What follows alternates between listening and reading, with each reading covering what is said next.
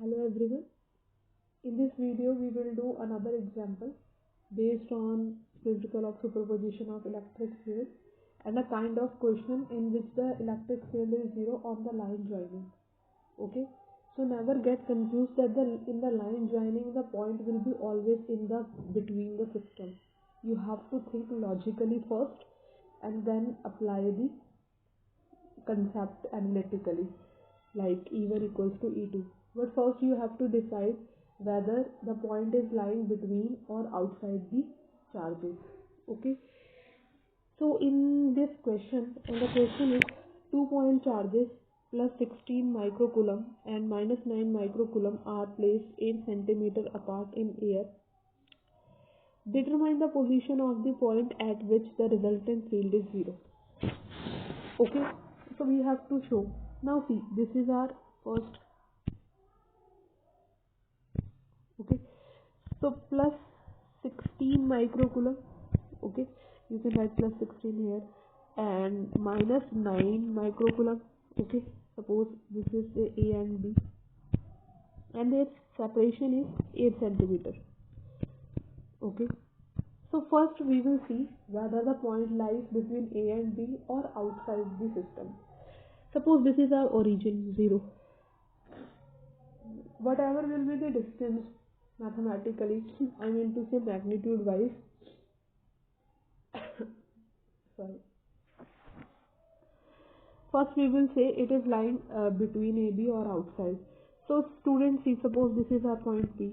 Let's assume here the electric field is 0, E1 and E2. So first we will check the directions. So due to positive charge, we have discussed that due to positive charge the direction is outward in this way. Okay, and what about the negative charge? Due to the negative charge, always the arrow will be towards the charge. Okay, so due to the negative charge the arrow will be towards it. Okay, so you can see both are going in the same direction. If any two vectors are going in the same direction, how can they be zero? They can't be zero if they are in the same direction. So electric field not lies between A and B. Okay, now see outside if A and B. Okay, A and B. See, due to minus 9 microcoulomb and this is our plus 16. Now see, due to this A, the charge which is kept at A, the point A and the outward direction will be this one, and due to this negative charge the arrow will be in this way. You can see they are coming in opposite directions, which means the point lie outside A and B. You can see also in this side, in this way and in this way. Okay, due to plus 16 it is outward, and if you will mark arrow, so you have to show towards the charge due to negative charge. Okay, towards the charge. So they are coming in opposite direction outside the AB. Now the question is, you will say कि when the question, how can we see कि ये वाला answer आएगा, ये वाला answer आएगा. अब इसके लिए क्या है कि अगर आपकी x की वैल्यू, पहली बात तो x की वैल्यू 8 सेंटीमीटर से बड़ी आनी चाहिए. अगर वो पॉजिटिव आती है तो आपका आंसर इस साइड हो जाएगा, नेगेटिव आएगी तो इस साइड, क्योंकि ये जो है ना वो आपका ओरिजिन है और ओरिजिन के लेफ्ट साइड की वैल्यूज नेगेटिव होंगी. अगर आप इक्वेशन सॉल्व कर रहे हो और x माइनस में आता है तो आपका आंसर इधर आ जाएगा, और अगर x पॉजिटिव आता है तो इधर आ जाएगा. ठीक है, लेकिन इतना तो श्योर है कि बीच में नहीं होगा. ठीक है, अब देखो जब आप न्यूमेरिकल सॉल्व करोगे ये लॉजिक आप एट द एंड अप्लाई करोगे, क्योंकि जब आपके पास दो वैल्यूज आएंगी.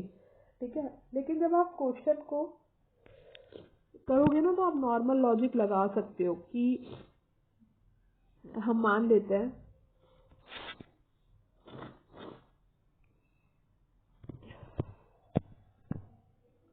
Plus 16 microcoulomb and minus 9 microcoulomb, कोई पॉइंट है P. ठीक है, इससे भी सॉल्व हो जाता है. अगर आप यहाँ पर भी लेट करोगे, बस फिर आपको लास्ट में लॉजिक वही लगाना है. तो ये हो जाएगा 8 माइनस x. ठीक है, सेंटीमीटर में आंसर निकालना पड़ेगा या फिर कन्वर्ट कर दो. ठीक है, x सेंटीमीटर ले लो, जब कैलकुलेशन में लोगे तो कन्वर्ट कर देना. ठीक है, x सेंटीमीटर और 8 माइनस एक्स हो जाएगा। टोटल डिस्टेंस क्या है? 8 है। ठीक है, अब वही लॉजिक दोनों अपोजिट डायरेक्शन में लोगे तभी 0 आएंगे। आपको एक डाउट हो सकता है कि मैम आपने बीच में लिया है और बीच में तो 0 आ नहीं रहा है। एक्चुअली में अगर आप कैलकुलेशन में लोगे तो आपका ज़्यादा फर्क, कैलकुलेशन में आंसर सेम आ जाएगा, आप बाहर भी ले सकते हो, लेकिन जब आप इक्वेशन अप्लाई करो तो आप नॉर्मली ले लो x 8 माइनस सेंटीमीटर, दोनों से आंसर आ जाता है। ठीक है, देखो कैसे आएगा। अगर आप इवन दोनों आपको अपोजिट डायरेक्शन में शो करोगे तो E1 माइनस E2 0 रखना पड़ेगा। ठीक है, अपोजिट डायरेक्शन में माइनस साइन रहता है बीच में वेक्टर्स में। अब आपने क्या किया, E1 माइनस E2 को जब आप सॉर्ट आउट करोगे तो what will come, E1 equal to E2 हो जाएगा। ओके, अब देखो अब क्या होगा कि अगर आप E1 की बात करो तो E1 क्या है, ड्यू टू 16 माइक्रोकूलम और डिस्टेंस क्या है x सेंटीमीटर। सेंटीमीटर को मीटर में कन्वर्ट करने के लिए -2 से मल्टीप्लाई करना पड़ेगा, न्यूटन पर coulomb. What is E2? E2 is k। Vector में जब भी आपके पास माइनस साइन आएगा तो आप फॉर्मूले में नहीं पुट करते कभी भी। ठीक है, फॉर्मूले में नहीं पुट करना कि आप यहाँ पे माइनस साइन लगा दो, नहीं वो नहीं करना, माइनस साइन नहीं लगेगा यहाँ पे, वेक्टर्स में नहीं लगेगा, स्केलर क्वांटिटीज में लगता है। 8 माइनस एक्स 10⁻⁻² का होल स्क्वायर न्यूटन पर कूलम। अब क्या करना है, 0 करने के लिए दोनों को बराबर। ठीक है, क्या वैल्यूज आएंगी, 16 minus 6 divided by x into 10⁻⁻² का whole square k 9 into 10⁻⁻6। -6 is coming due to micro को हटाना पड़ता है। 8 माइनस एक्स माइनस 2 सेंटीमीटर माना है ना हमने, क्योंकि 8 सेंटीमीटर में, तो इसे एक्स को भी सेंटीमीटर में ले लेते हैं, कन्वर्ट कर देंगे दोनों को। अच्छा, के से के कैंसिल, के क्या होता है 1/4πε0, वैल्यू इज 9 इंटू 10⁻⁹ माइनस 6। ठीक है,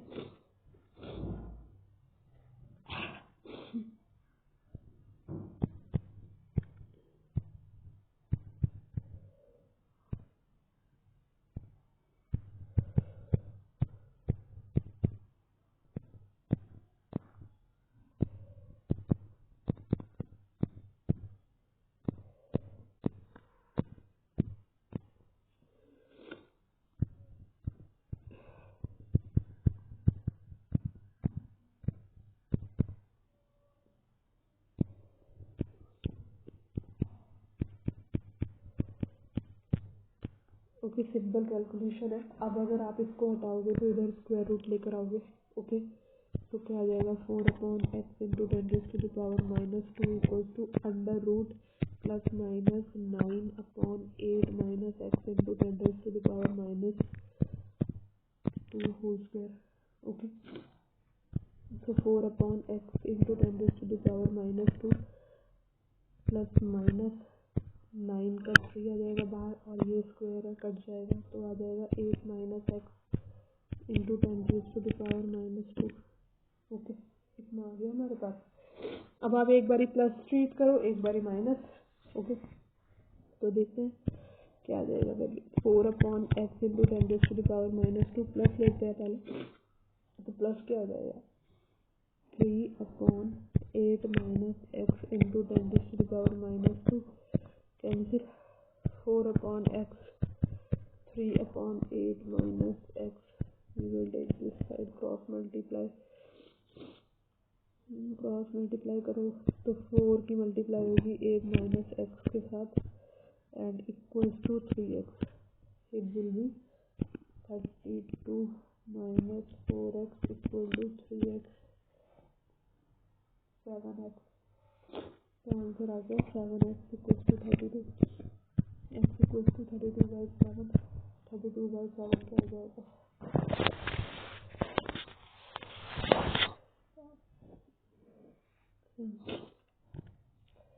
तो इसको सॉल्व करने के बाद आंसर आ रहा है 4.57 approximate.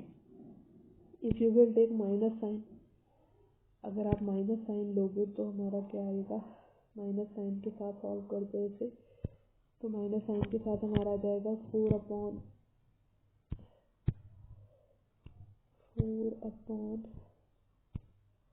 x into 10 raised to the power -2 equals to here 8 minus x into 10 raised to the power -2 -3 we will take -2 cancel, cross multiply,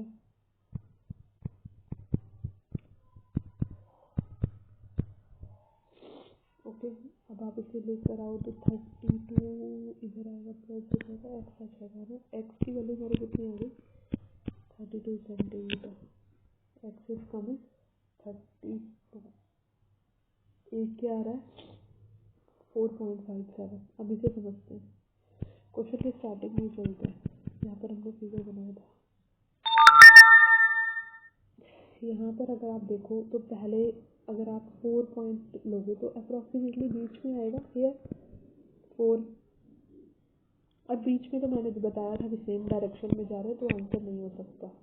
तो यानी जो x इक्वल टू 32/7 वाली वैल्यू वो रिजेक्ट करनी पड़ेगी, क्योंकि वो बीच में लाई करती है और बीच में electric fields are in the same direction, and when the both vector quantity in the same direction, then the resultant can't be 0, so you cannot take 32/7। okay, another situation देखो, बाहर वाली यानी पॉजिटिव आ रहा है, यहाँ पे आएगा, इस साइड आएगा 32, 8 तो यहीं पर है ना, इसके बाद ही आएगा 32। अब मैंने बोला था आपको इस साइड चूज करनी होगी तो नेगेटिव साइन लेना पड़ेगा, बट नेगेटिव तो आया नहीं सॉल्व करके, आ सकता है, यहाँ नहीं आ रहा है, यहाँ पे प्लस आ रहा है, तो इस साइड हमारा राइट हैंड साइड में लाई करेगा। सो 32 centimetre distance from the charge which is kept at a point A, which means 32 centimetre distant away from the plus 16 microcoulomb. And what about 9 के टर्म्स में क्या बताओगे भाई, यहाँ से 32 है, ये एक है, ठीक है, और लेट सपोज यहाँ तक हमारा थोड़ा डायग्राम में तो ऐसे ही बनेगा 32, यहाँ पे 32 है, ठीक है। अब इसकी कहानी बताओ ये कितना है, अगर 9 से बताना अगर आपको आंसर, तो 32 में से 8 निकाल दो, कितना बचेगा 24, ओके 24 आ जाएगा। तो 24 कहाँ से, 9 से। अगर आपको 9 माइक्रोकूलम -9 माइक्रोकूलम से वो पॉइंट बताना है जहाँ पे इलेक्ट्रिक फील्ड 0 हो, तो वो 24 आएगा। अगर आपका आंसर हमें ए से बताना है यानी +16 से, वो 32 आएगा। कभी कभी क्वेश्चन में प्रॉपर चार्जेस मेंशन हो सकता है कि इस चार्ज से बताओ, तब आपको लास्ट में ये लॉजिक भी लगाना पड़ता। अगर क्वेश्चन में ये पूछा कि find the distance from the charge -9, या तो आप -9 वाले से ही स्टार्ट करते, एक्स को -9 से ही मान सकते हो, ठीक है। लेकिन मैं ऐसे बोलूँगी कि आप क्वेश्चन को ना पहले एक ही अप्रोच से सॉल्व करो। कुछ बच्चे हैं जो कर लेंगे किसी भी अप्रोच से, लेकिन अगर आपको डिफिकल्ट लगता है ना न्यूमेरिकल, तो पहले आप ना एक अप्रोच पे अपनी ग्रिप लेकर आओ। जब आपको एक अप्रोच क्लियर हो जाए फिर आप अनदर अप्रोचेस पे जाओ, ठीक है। अगर आप पहले ही बहुत सारी अप्रोचेस से करने की कोशिश करोगे ना, फिर आपको क्लैरिटी नहीं हो पाएगी। तो पहले आप 5-6 क्वेश्चन एक ही अप्रोच से सॉल्व करो। ऐसे क्वेश्चंस आपको मिल जाएंगे, मैं आपको भेज दूंगी असाइनमेंट में, तो आप इनको करें। Thank you.